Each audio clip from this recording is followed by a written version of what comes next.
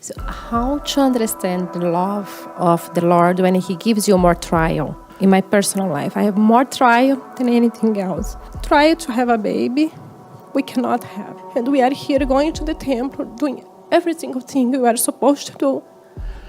How to understand that? Okay, you're falling into a trap that I want everybody in this room to avoid.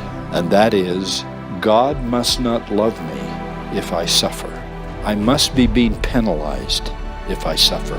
Can you see the danger of thinking that way? Every person I know in this book suffers.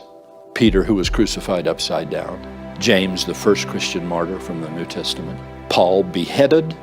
Now, does God like Peter and James and John and Paul and Isaiah and Ezekiel and Jeremiah and Daniel, prophets of captivity, prophets of persecution, prophets of trouble and trials of every kind, who suffered more than anyone in time or eternity that we know of?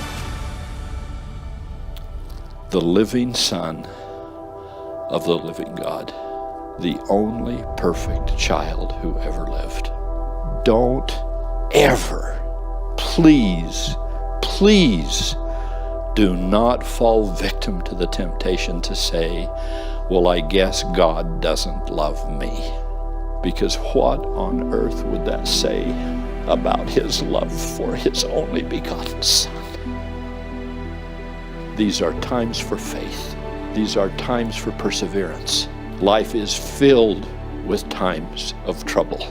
I just ask us to cling to the wonderful examples that we've had, starting with the Savior and going down through virtually every figure I know how to point out here. If there were any really picnic stories in here, I missed them. They must have taken them out of my edition, because everyone in here is a hard story.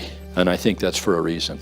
That somehow, and this is the part that I don't fully understand, and I don't ask you to just blissfully accept it and glide out of the room, but there is something at work in suffering that is exalting. Now, that is not news anybody particularly wants to hear today, but I think it somehow must be doctrinal, that suffering is exalting. I don't know whether that's because it makes us more patient with others. Does it make us more sympathetic with other people who've got troubles? Is it part of the expanding of our heart to where we're not smug and we're not self-centered and we're not trivial? I don't know. I think it's probably all of that. But it is hard to read these, and it is impossible to read the life of the Savior without coming to the conclusion that suffering somehow is preparatory to exaltation. So hang on and say your prayers and trust in the Lord and lean against that pillar and know from Elder Holland, as a promise to you apostolically today, that it'll never be removed, and someday, somewhere, sometime you'll have more children than you know what to do with. And I don't say that trivially, I say it prophetically, that with the eternal view and the long sketch of our plan of salvation, every blessing, tenfold, 100-fold, 1,000-fold, will be given to us. But I think probably only when we've worked off our rough edges and been ready to receive it.